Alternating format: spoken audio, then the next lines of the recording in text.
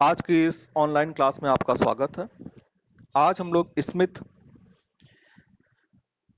के industrial location model औद्योगिक अवस्थित सिद्धांत के अध्ययन के लिए उपस्थित हुए हैं। 1971 में डीएम स्मिथ नामक विद्वान ने इंडस्ट्रियल लोकेशन नामक पुस्तक का लेखन किया, जिसमें उद्योगों की अवस्थिति को कुल आय और कुल लागत के आधार पर बताया गया।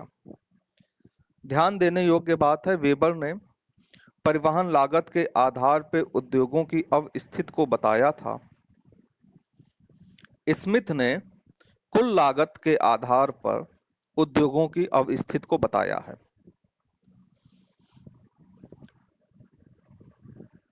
इसके अंतर्गत 3 दशाएं हैं। उन 3 दशाओं में पहली दशा है जब कुल आय अर्थात हमें जो मूल्य प्राप्त हो रहा है बाजार में मांग के अनुसार वो स्थिर हो। नंबर 2, जब हमारी कुल लागत स्थिर हो। नंबर 3, जब हमारी कुल आय और कुल लागत बाजार के अनुरूप हो, अर्थात जिस तरह बाजार में दशाएं परिवर्तनशील रहती हैं, हमारी कुल आय भी परिवर्तनशील हो और कुल लागत भी परिवर्तनशील हो। इन 3 दशाओं के आधार पर उद्योग की एक स्थानिक सीमा का निर्धारण किया गया कि इस सीमा से इस सीमा के बीच में अगर उद्योग की स्थापना की जाएगी तो हमारा जो उद्योग है उसको लाभ प्राप्त होगा। इस चीज को सैद्धांतिक रूप से प्रस्तुत किया गया।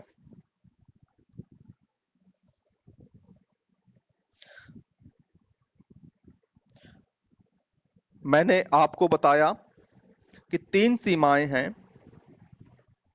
3 दशाएं हैं। 3 दशाओं के अंतर्गत 3 प्रकार की स्थानिक सीमाएं हमें प्राप्त होती हैं। पहली दशा है जब हमारी कुल आय स्थिर हो। दूसरी दशा है जब हमारी कुल लागत स्थिर हो। और तीसरी दशा है जब कुल आय और कुल लागत दोनों ही परिवर्तनशील हो।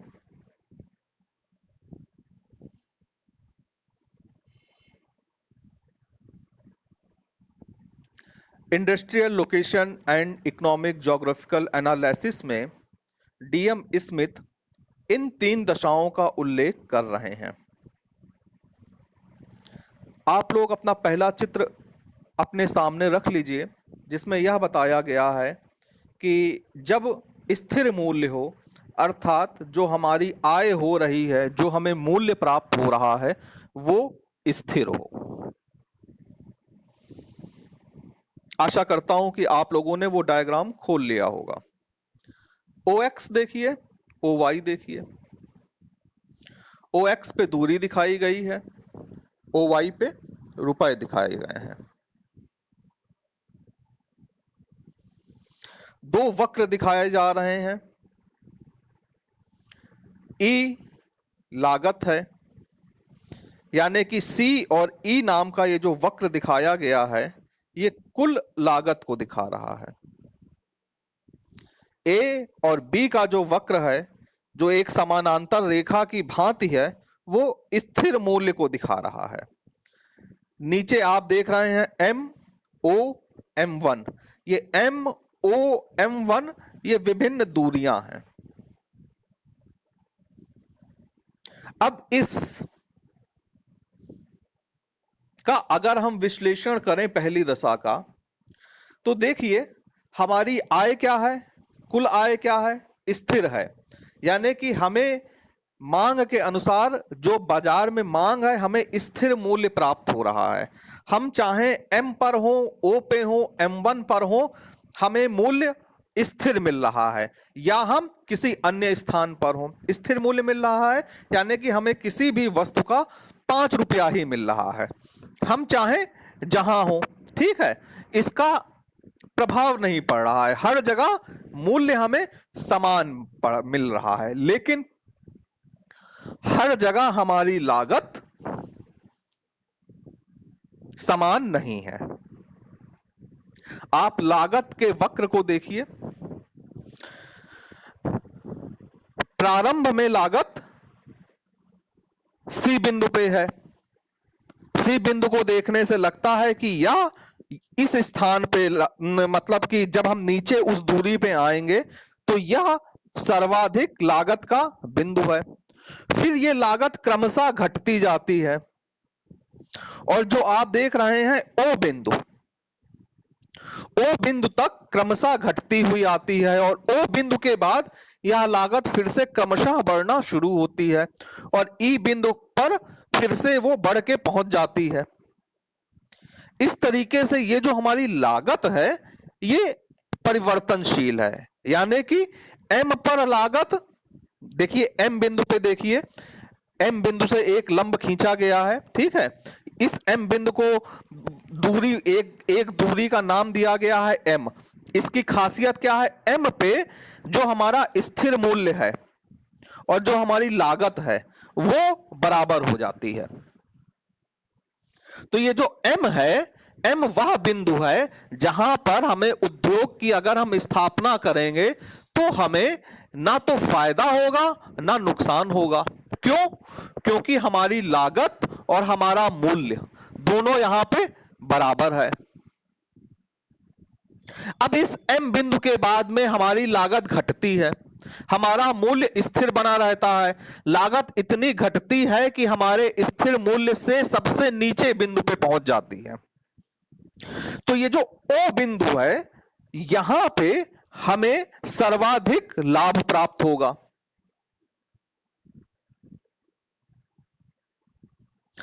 उसके बाद आप आ जाइए M1 पे। ये जो M1 है, ओ से ओ के बाद जैसे ही हम आगे बढ़ते हैं हमारी लागत पुनः बढ़ने लगती है और बढ़ते बढ़ते वो फिर स्थिर मूल्य के बराबर आ जाती है। तो M1 वो स्थान हुआ जहां पे पुनः जो हमारी लागत है, जो कुल लागत है वो कुल आय के बराबर हो गई है। इस प्रकार से ये जो हरे रंग का त्रिभुज बन रहा है, इस हरे रंग के त्रिभुज को ही हमने लाभ का क्षेत्र कहा है, क्योंकि इसके प्रारंभ में एम वह बिंदु है जहां पर लागत, कुल आय या प्राप्त स्थिर मूल्य प्राप्त मूल्य के बराबर है, प्राप्त मूल्य जो कि स्थिर है उसके बराबर है। तत्पश्चात M1 फिर वही बिंदु है जहां कुल आय और कुल लागत दोनों बराबर हैं। O वह बिंदु है जहां पे हमारी लागत सबसे कम है और हमारा मूल्य स्थिर है, यानी कि हमारी कुल आय और कुल लागत के बीच में लागत मिनिमम हो गई है, तो हमें यहां पे सर्वाधिक लाभ प्राप्त हो रहा है। इसलिए यह क्षेत्र हरे रंग से दिखाया गया है। हरे का मतलब है कि यहां पर उद्योग की अगर स्थापना इस क्षेत्र में की जाए, इस स्थानिक सीमा में की जाए, यानी कि M से M1 में, तो हमें निश्चित रूप से लाभ प्राप्त होगा। परंतु M पर न्यूनतम लाभ होगा या कोई लाभ प्राप्त नहीं होगा, क्योंकि यहां पर लागत कुल आय के बराबर है। उसी तरीके से M1 पर कोई लाभ प्राप्त नहीं होगा, क्योंकि यहां पर जो लागत है कुल आय या स्थिर मूल्य के बराबर है। जो हमें सर्वाधिक लाभ प्राप्त होगा वो हमें O पे होगा, क्योंकि यहां पे दोनों का अंतराल सर्वाधिक है। तो और इसकी बीच की सीमा में, यानी कि M और M1 की बीच की सीमा में हमें लाभ प्राप्त होगा। तो ये जो स्थानिक सीमा है, लाभ की स्थानिक सीमा है, वो M से M1 के मध्य में होगी। अब देखिए दो क्षेत्रों को लाल से दिखाया गया है, ठीक है। ये लाल से दिखाए हुए क्षेत्र हानि के हैं। अब हानि के लिए इसलिए हैं क्योंकि आप देखिए शुरुआत में, ठीक है, शुरुआत में जहां पे C है और A है, इस बिंदु पे अगर हम उत्पादन करते हैं आकर के, तो हमें जो मूल्य प्राप्त होगा या हमारी आय होगी वो A होगी और हमारी लागत वो होगी वो C होगी। यानी कि हमें प्राप्त आय से अधिक मात्रा में लागत लगानी पड़ेगी। यानी कि हमें यहां पे आय कम होगी, लागत ज्यादा लगेगी, इसलिए यहां पे नुकसान होगा। यह स्थिति हमारी बनी रहेगी एम बिंदु तक। एम बिंदु तक लगातार हमें हमारी कुल आय से अधिक लागत लगानी पड़ेगी। यही बात M1 पे के बाद लागू हो जाती है। M1 से आप E तक जब पहुंचेंगे तो आपको लगातार अधिक लागत लगानी पड़ेगी अपनी आय से। यानी कि आपको आय 5 रुपया हो रही है और आपकी लागत कहीं 7 लग रही है, कहीं 8 लग रही है, कहीं 9 लग रही है, कहीं 10 लग रही है, लेकिन हर हाल में 5 से ज्यादा लग रही है। ठीक है, आपकी लागत 5 के बराबर कहां पे लगेगी? यानी कि 5 की आय और 5 की लागत का जो बिंदु है वो M बिंदु है और M1 बिंदु है। तो फिर उसके बाद क्रमशः M के बाद क्रमशः वह स्थिति आएगी कि आपकी आय से कम लागत लगना शुरू हो जाएगी, अर्थात आपको लाभ मिलना शुरू हो जाएगा। तो यह है स्मिथ की पहली दशा का विवेचन, जब हमें प्राप्त मूल्य या कुल आय स्थिर होता है उस दशा में। अब आप आ जाइए दूसरी दशा में। यह जो दूसरी दशा है, यह दूसरी दशा कहलाती है कि जब हमारी कुल लागत स्थिर हो। ठीक है, हमारी यानी कि किसी भी स्थान पर, कोई भी स्थान हो, वहां पर हमारी जो कुल लागत लग रही है वो स्थिर है, परंतु मांग परिवर्तनशील है। ठीक है, मांग कम या ज्यादा होने के कारण जो हमारा मूल्य है और उस मूल्य के फलस्वरूप जो हमें कुल आय प्राप्त हो रही है वो परिवर्तनशील है। कहीं पे कम हो रही है, कहीं पे अधिक हो रही है, क्योंकि प्रत्येक वस्तु की मांग प्रत्येक स्थान पर समान प्रायः नहीं होती। वो मांग की कुछ नियम है।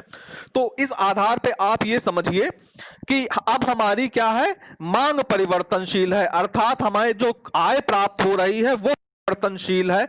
यानी कि हमें आय हर जगह समान नहीं प्राप्त हो रही है। इससे पहले वाली दशा में हमें प्रत्येक स्थान पे आय समान प्राप्त हो रही थी, अब यहां पे दशा बदल गई है। ठीक है, पहले दशा में आय समान थी और लागत परिवर्तनशील थी, अब हमारी लागत स्थिर हो गई है। यानी कि हर कोई भी स्थान हो वहां पे हमारी जो लागत है वो 5 ही रुपया लागत लगेगी, उदाहरण के लिए। ठीक है, चाहे हम ए स्थान पे इंडस्ट्री को स्टेब्लिश करें या बी पे करें या सी पे करें या डी पे करें या ई पे करें, हमें लागत 5 रुपया ही लगेगी, लेकिन जो हमारी आय होगी, कुल आय होगी, वहां पे भिन्नता आएगी। अब देखिए वो भिन्नता कैसे आएगी। अब देखिए इस चित्र को देखिए। ठीक है, इस चित्र में एक कर्व दिखाया गया है सी और ई। ठीक है, ये परिवर्तनशील आय का वक्र है। ठीक है, और ये ए और बी ये स्थिर लागत को दिखा रहा है। अब हमारी लागत स्थिर है, यानी कि रेखा समानांतर है। जब रेखा समानांतर है तो इसका मतलब साफ है, अब चाहे क्षेत्र M हो, O हो, M1 हो, इस पूरी जगह पे जो हमें लागत देनी होगी वो समान देनी होगी। परंतु देखिए M बिंदु को गौर से देखिए। M बिंदु पर जो हमारा CE वक्र है और AB वक्र है, दोनों आपस में काटते हैं। जब काटते हैं तो इसका क्या मतलब हुआ, इस स्थान पर हमारी लागत और हमारा मूल्य दोनों बराबर हो गए। जब यहां पे लागत और प्राप्त आय दोनों बराबर हो गए और इसके जैसे ही नीचे जाएंगे, ठीक है, आप ये जो लाल रंग का एरिया देख रहे हैं, इसका अभिप्राय साफ है कि हमारी लागत से कम हमें मूल्य प्राप्त हो रहा है या हमें आय हो रही है। जब आपको लागत से कम मूल्य प्राप्त होगा तो आपको हानि होगी। यही चीज दूसरी तरफ है, वहां पे भी हमें लागत से कम आय प्राप्त हो रही है, इसलिए उसको हमने लाल रंग से दिखाया है। ये दोनों क्षेत्र हानि के हैं। M के बाद में हमें लागत के अपेक्षा जो हमारी आय है वो बढ़ने लगती है और O बिंदु पर सर्वाधिक उच्च हो जाती है या सर्वाधिक हो जाती है। तो जो हमें लाभ प्राप्त होगा सर्वाधिक वो O बिंदु पे होगा, क्योंकि यहां पर लागत के मुकाबले में जो हमें कुल मूल्य प्राप्त हो रहा है या कुल आय प्राप्त हो रही है वो सर्वाधिक है। और फिर उसके बाद पुनः घटने लगती है और घटते घटते m बिंदु पर पुनः लागत के बराबर आ जाती है और m1 बिंदु पर पुनः लागत के बराबर आ जाती है और m1 बिंदु के बाद में पुनः हानि का क्षेत्र शुरू हो जाता है। अर्थात यहां पे जो लाभ की स्थानिक सीमा होगी वो m से m1 होगी, ये जो नीचे दिखाया गया है, और अधिकतम लाभ का जो बिंदु होगा वो O होगा। अब इसके बाद वाली दशा में आ जाइए। इसके बाद वाली दशा है, अब दोनों ही परिवर्तनशील हैं, कुछ भी स्थिर नहीं है। ठीक है, कुल आय भी परिवर्तनशील है और कुल लागत भी परिवर्तनशील है। अब इस दशा में देखिए क्या होगा। आपको दो हानि के क्षेत्र दिखाए जा रहे हैं जो कि आप लाल रंग से देख रहे हैं। ये जो CE है ये लागत है और ये जो AB है ये मूल्य है या कुल आय है, प्राप्त मूल्य या कुल आय। CE कुल लागत। तो ये जो CE है ये AB को इंटरसेक्ट कर रहा है M1 पे। M1 से पहले का ये जितना भी क्षेत्र है ये हानि का क्षेत्र है, क्योंकि यहां पे लागत अधिक है, यानी कि C बिंदु हमेशा ऊपर है, CE वक्र हमेशा ऊपर है AB के, यानी कि लागत ऊंची है और हमारी कुल आय नीची है, कम प्राप्त हो रही है। परंतु M1 बिंदु पे ये दोनों इक्वल हो गए हैं और फिर हमारा ये जो CE है वो घटना शुरू कर रहा है और जो AB है वो बढ़ना शुरू कर रहा है, यानी कि हमें लाभ होना शुरू हो रहा है। M2 पे जो हमारा लाभ है या जो हमें कुल मूल्य है, ठीक है, या कुल आय है, वो हमारी कुल आय M2 पर अधिकतम होती है और M3 पर जो हमारी कुल लागत है वो न्यूनतम होती है और M4 पे पुनः लागत, कुल लागत और कुल आय बराबर हो जाते हैं और उसके बाद लागत पुनः ऊपर उठने लगती है और जो हमारी कुल आय है वो पुनः नीचे गिरने लगती है, अर्थात हानि का क्षेत्र शुरू हो जाता है। अब ये जो लाभ की स्थानिक सीमा है जो M1 से M4 तक विस्तृत है, यानी कि M1, M2, M3, M4, देखिए इसको जब आप विवेचना करेंगे तो जो M1 बिंदु है वो तो आपको स्पष्ट है, यहां पे ना लाभ है ना हानि है, क्योंकि यहां पे कुल आय के बराबर कुल लागत है या कुल लागत के बराबर ही कुल आय है, तो यहां पे नो प्रॉफिट नो लॉस। ठीक उसी तरीके से M4 पर कुल आय के बराबर ही कुल लागत है या कुल लागत जितनी लग रही है उतनी ही हमें आय हो रही है, तो M4 भी नो प्रॉफिट नो लॉस। अब हमारे दो बिंदु M2 और M3, देखिए M2 पे हमें मूल्य उच्च प्राप्त हो रहा है लेकिन हमारी वहां पे लागत न्यूनतम नहीं है, लागत न्यूनतम M3 पर है और M3 पर हमें लागत न्यूनतम प्राप्त हो रही है लेकिन हमें उच्चतम मूल्य नहीं मिल रहा है। तो सर्वाधिक लाभ M2 और M3 में वहां पे होगा जहां पर इन दोनों का अंतर सर्वाधिक होगा। अंतर सर्वाधिक होने का मतलब है जैसे कि हमें वहां पर M2 पे मिल रहा है हमें 10 रुपया मिल रहा है, ठीक है, और हमारी जो वहां पर लागत लग रही है, ठीक, न्यूनतम नहीं है वहां पे लागत, ये ध्यान रखिएगा, हमें वहां हमारी जो वहां पे लागत लग रही है वो 6 रुपया लग रही है, तो हमें लाभ प्राप्त हुआ 4 रुपए। 10 माइनस 6, कुल लागत माइनस कुल आय इज इक्वल टू प्रॉफिट, तो 4 रुपया हमें प्रॉफिट हुआ। अब दूसरी दशा पे आ जाइए। अब दूसरी दशा पे हमें मूल्य उच्च प्राप्त नहीं हो रहा है, मान लीजिए हमें मूल्य मिल रहा है 9 रुपए,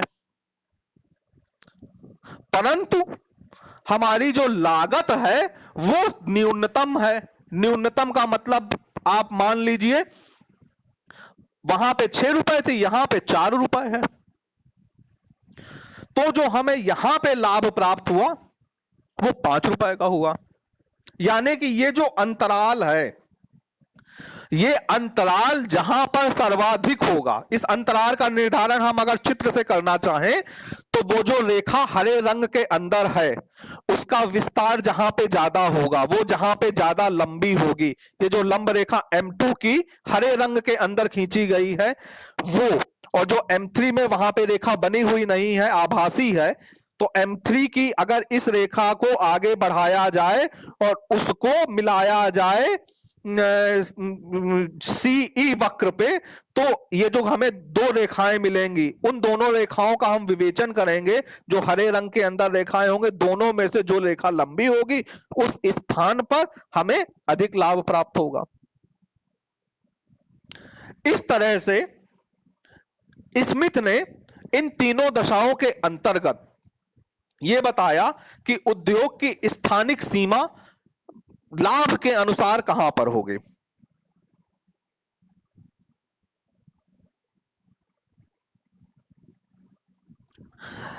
अब इसकी कुछ आलोचना भी की गई। आलोचना यह की गई कि व्यवहारिक जगत में स्थानिक सीमा का निर्धारण करना कठिन कार्य है। असंभव नहीं कहा गया है, परंतु कठिन कार्य कहा गया है।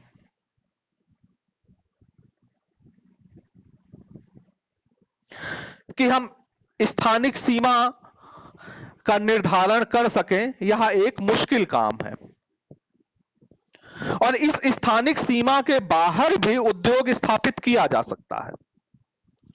इसलिए उद्योग स्थापित किया जा सकता है क्योंकि उद्योगकर्ता की व्यावसायिक कुशलता भी उद्योग को प्रभावित करती है। साथ में अन्य भी कारक होते हैं, जैसे उद्योगों का एकत्रीकरण, बड़े पैमाने पर उत्पादन आदि आदि। लेकिन स्मिथ ने स्वयं यह स्वीकार किया कि मांग की स्थानिक भिन्नता का विश्लेषण और उसकी स्थानिक आय वक्र की प्रवणता का निर्धारण और समन्वयन एक कठिन कार्य है।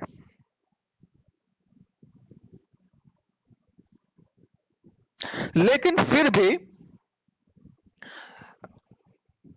एक सैद्धांतिक विवेचन को, इस सैद्धांतिक विवेचन को एक आधार मिल जाता है कि इस सिद्धांत के आधार पर हम उद्योग कहां स्थापित करें इसकी विवेचना कर सकते हैं। लेकिन इनके आलोचना में यही बात कही गई कि जो हमारी स्थानिक सीमा का निर्धारण का कार्य है, लाभ की स्थानिक सीमा का निर्धारण का कार्य व्यवहारिक रूप से कठिन है।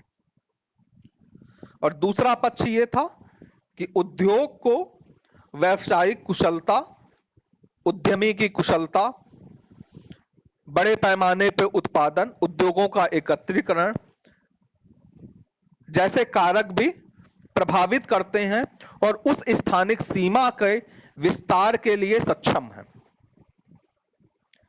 इसी के साथ मैं इस व्याख्यान को यहीं पे समाप्त करता हूं। आप लोगों को अगर कहीं पे कोई संशय हो, कहीं पे कोई दिक्कत हो, तो आप मुझसे पूछ सकते हैं।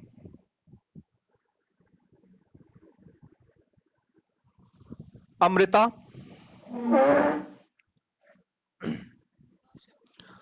दयानंद,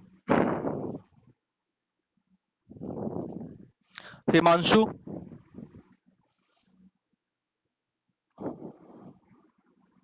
मंजूलता, जहूर आलम,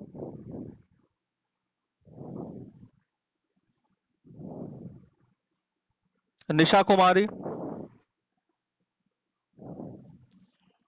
Prince Kumar,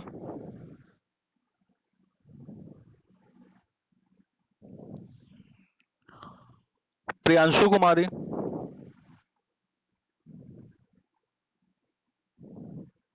Shivani Kumari.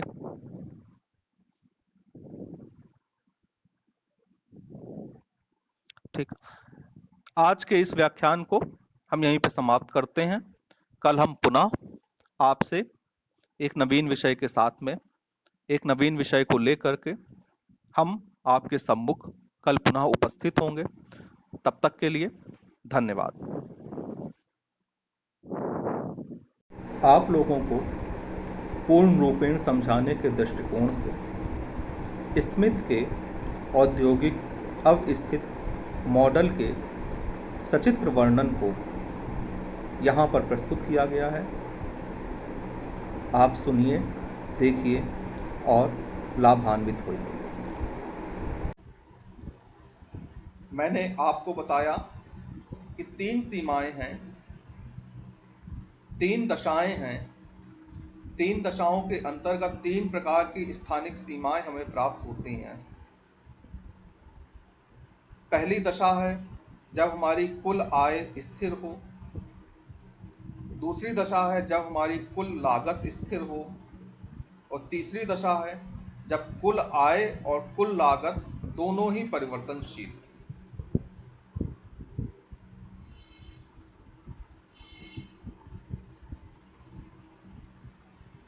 Industrial location and economic geographical analysis में डीएम स्मिथ इन 3 दशाओं का उल्लेख कर रहे हैं।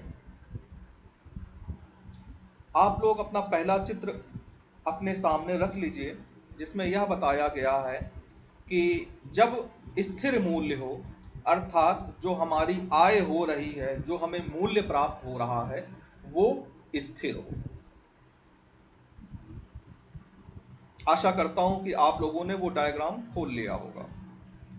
OX देखिए, OY देखिए। OX पे दूरी दिखाई गई है, OY पे रुपए दिखाए गए हैं। 2 वक्र दिखाए जा रहे हैं। E लागत है, यानी कि C और E नाम का ये जो वक्र दिखाया गया है, ये कुल लागत को दिखा रहा है। A और B का जो वक्र है, जो एक समानांतर रेखा की भांति है, वो स्थिर मूल्य को दिखा रहा है। नीचे आप देख रहे हैं MOM1। ये MOM1 ये विभिन्न दूरियां हैं। अब इस का अगर हम विश्लेषण करें पहली दशा का, तो देखिए हमारी आय क्या है, कुल आय क्या है, स्थिर है। यानी कि हमें मांग के अनुसार जो बाजार में मांग है, हमें स्थिर मूल्य प्राप्त हो रहा है। हम चाहे M पर हो, O पे हो, M1 पर हो, हमें मूल्य स्थिर मिल रहा है। या हम किसी अन्य स्थान पर हो, स्थिर मूल्य मिल रहा है, यानी कि हमें किसी भी वस्तु का 5 रुपया ही मिल रहा है, हम चाहे जहां हो। ठीक है, इसका प्रभाव नहीं पड़ रहा है, हर जगह मूल्य हमें समान मिल रहा है। लेकिन हर जगह हमारी लागत समान नहीं है। आप लागत के वक्र को देखिए। प्रारंभ में लागत C बिंदु पे है। C बिंदु को देखने से लगता है कि यह इस स्थान पे, मतलब कि जब हम नीचे उस दूरी पे आएंगे तो यह सर्वाधिक लागत का बिंदु है। फिर ये लागत क्रमशः घटती जाती है, और जो आप देख रहे हैं O बिंदु, O बिंदु तक क्रमशः घटती हुई आती है, और O बिंदु के बाद यह लागत फिर से क्रमशः बढ़ना शुरू होती है, और E बिंदु पर फिर से वो बढ़ के पहुंच जाती है। इस तरीके से ये जो हमारी लागत है, ये परिवर्तनशील है। यानी कि M पर लागत, देखिए M बिंदु पे देखिए, M बिंदु से एक लंब खींचा गया है। ठीक है, इस M बिंदु को दूरी, एक दूरी का नाम दिया गया है M। इसकी खासियत क्या है, M पे जो हमारा स्थिर मूल्य है और जो हमारी लागत है, वो बराबर हो जाती है। तो ये जो M है, एम वह बिंदु है जहां पर हमें उद्योग की अगर हम स्थापना करेंगे तो हमें ना तो फायदा होगा ना नुकसान होगा। क्यों? क्योंकि हमारी लागत और हमारा मूल्य दोनों यहां पे बराबर है। अब इस एम बिंदु के बाद में हमारी लागत घटती है, हमारा मूल्य स्थिर बना रहता है। लागत इतनी घटती है कि हमारे स्थिर मूल्य से सबसे नीचे बिंदु पे पहुंच जाती है। तो ये जो ओ बिंदु है, यहां पे हमें सर्वाधिक लाभ प्राप्त होगा।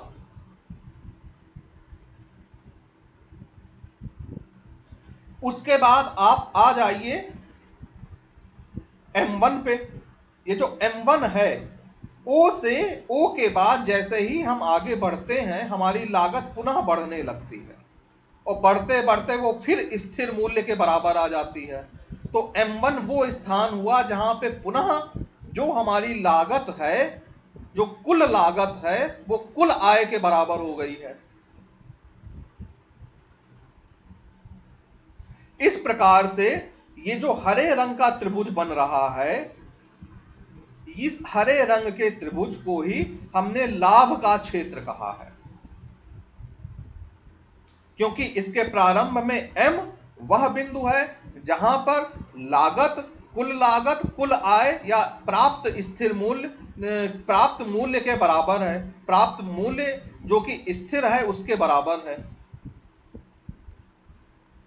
तत्पश्चात M1 फिर वही बिंदु है जहां पर कुल आय और कुल लागत दोनों बराबर हैं। O वह बिंदु है जहां पे हमारी लागत सबसे कम है और हमारा मूल्य स्थिर है, यानी कि हमारी कुल आय और कुल लागत के बीच में लागत मिनिमम हो गई है, तो हमें यहां पे सर्वाधिक लाभ प्राप्त हो रहा है। इसलिए यह क्षेत्र हरे रंग से दिखाया गया है। हरे का मतलब है कि यहां पर उद्योग की अगर स्थापना इस क्षेत्र में की जाए, इस स्थानिक सीमा में की जाए, यानी कि M से M1 में, तो हमें निश्चित रूप से लाभ प्राप्त होगा। परंतु M पर न्यूनतम लाभ प्राप्त होगा या कोई लाभ प्राप्त नहीं होगा, क्योंकि यहां पर लागत कुल आय के बराबर है। उसी तरीके से M1 पर कोई लाभ प्राप्त नहीं होगा, क्योंकि यहां पर जो लागत है कुल आय या स्थिर मूल्य के बराबर है।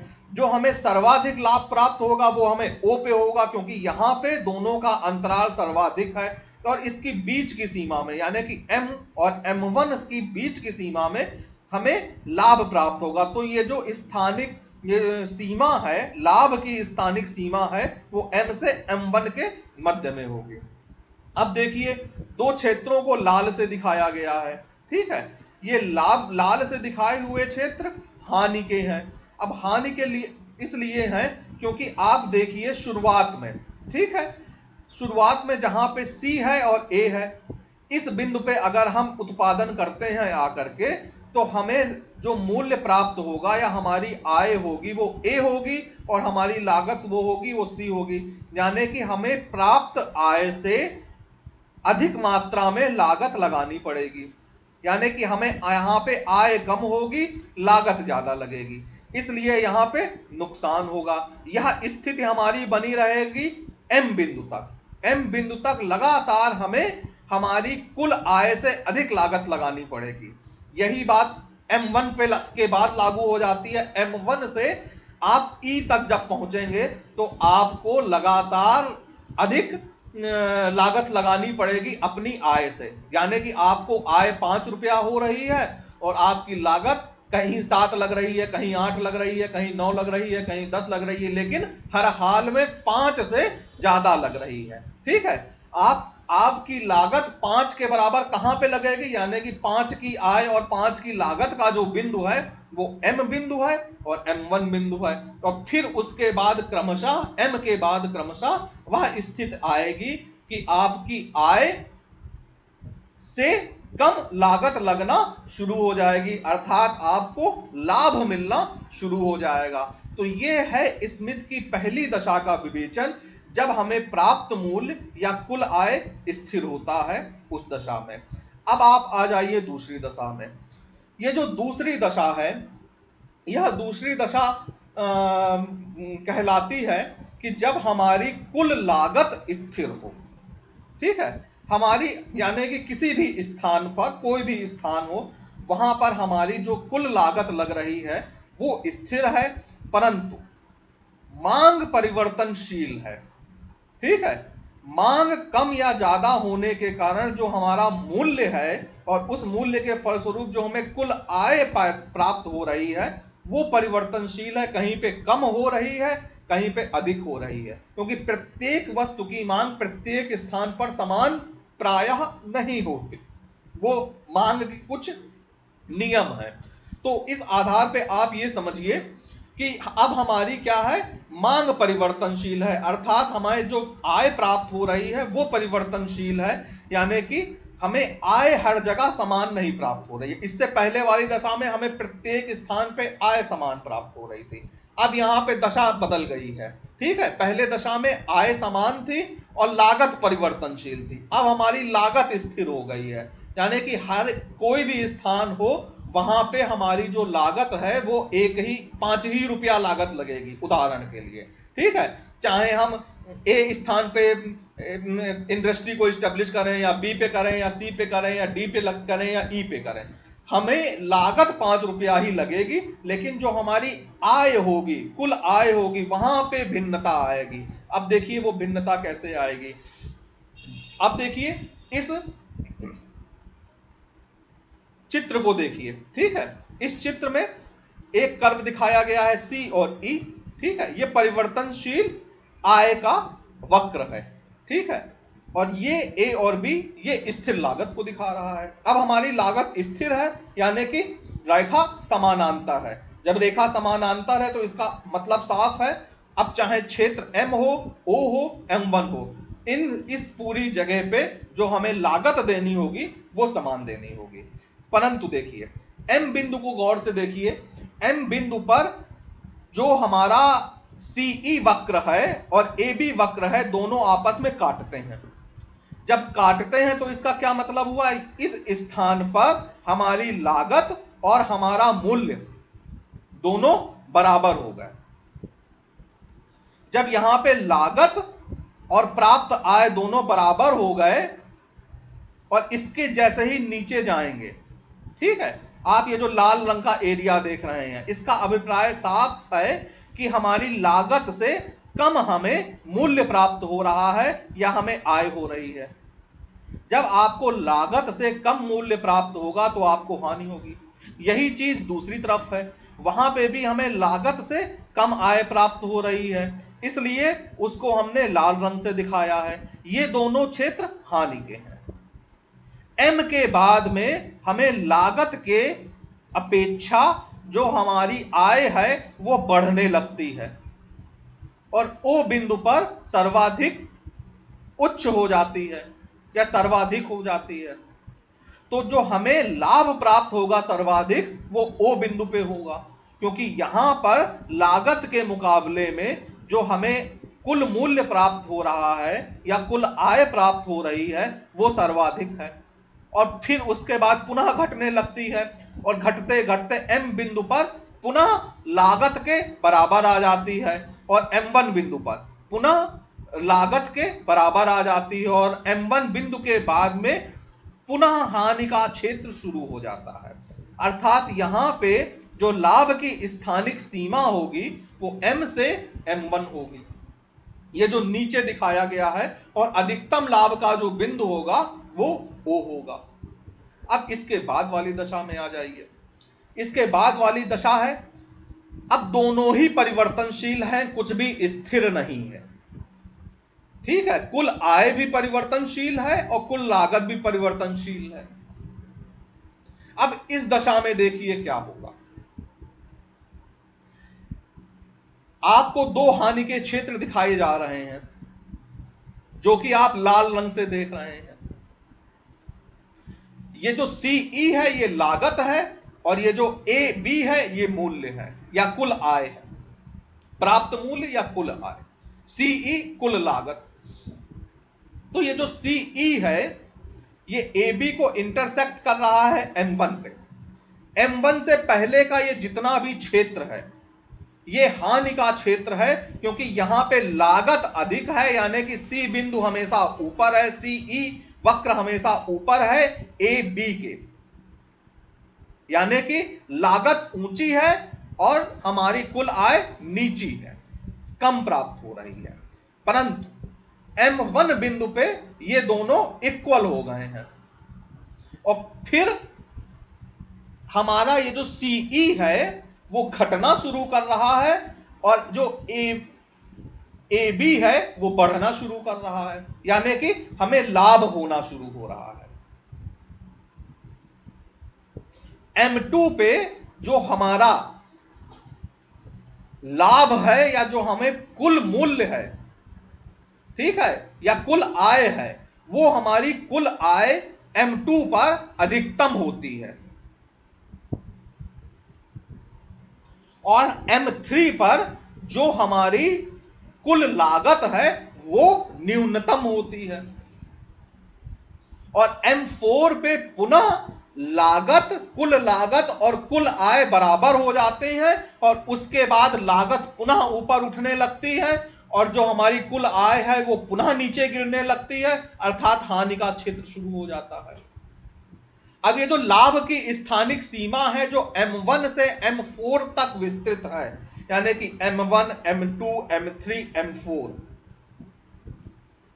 देखिए इसको इसकी जब आप विवेचना करेंगे तो जो M1 बिंदु है वो तो आपको स्पष्ट है, यहां पे ना लाभ है ना हानि है, क्योंकि यहां पे कुल आय के बराबर कुल लागत है, या कुल लागत के बराबर ही कुल आय है, तो यहां पे नो प्रॉफिट नो लॉस।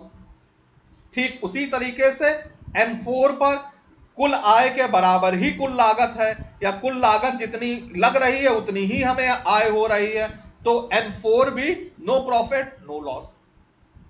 अब हमारे दो बिंदु M2 और M3, देखिए M2 पे हमें मूल्य उच्च प्राप्त हो रहा है, लेकिन हमारी वहां पे लागत न्यूनतम नहीं है, लागत न्यूनतम M3 पर है, और M3 पर हमें लागत न्यूनतम प्राप्त हो रही है, लेकिन हमें उच्चतम मूल्य नहीं मिल रहा है। तो सर्वाधिक लाभ M2 और M3 में वहां पे होगा जहां पर इन दोनों का अंतर सर्वाधिक होगा। अंतर सर्वाधिक होने का मतलब है, जैसे कि हमें वहां पर M2 पे मिल रहा है, हमें 10 रुपया मिल रहा है, ठीक है, और हमारी जो वहां पर लागत लग रही है, ठीक, न्यूनतम नहीं है वहां पे लागत, ये ध्यान रखिएगा, हमें वहां हमारी जो वहां पे लागत लग रही है वो 6 रुपया लग रही है,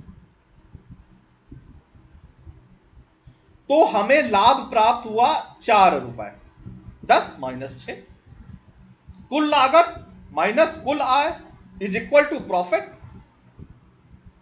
तो 4 रुपए का हमें प्रॉफिट हुआ। अब दूसरी दशा पे आ जाइए। अब दूसरी दशा पे हमें मूल्य उच्च प्राप्त नहीं हो रहा है, मान लीजिए हमें मूल्य मिल रहा है 9 रुपए, परंतु हमारी जो लागत है वो न्यूनतम है।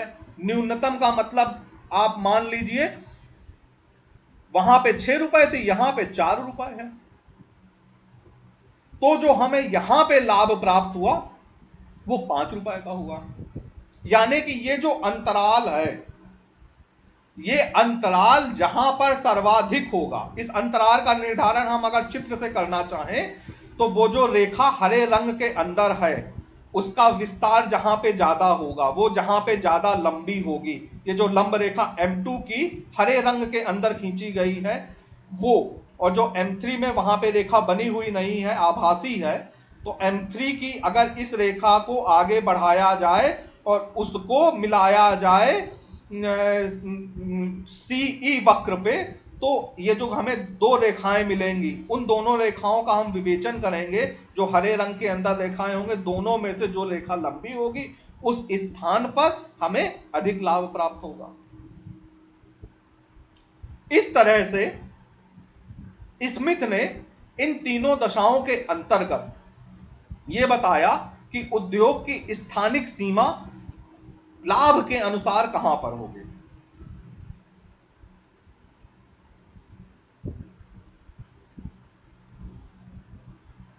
अब इसकी कुछ आलोचना भी की गई। आलोचना यह की गई कि व्यवहारिक जगत में स्थानिक सीमा का निर्धारण करना कठिन कार्य है।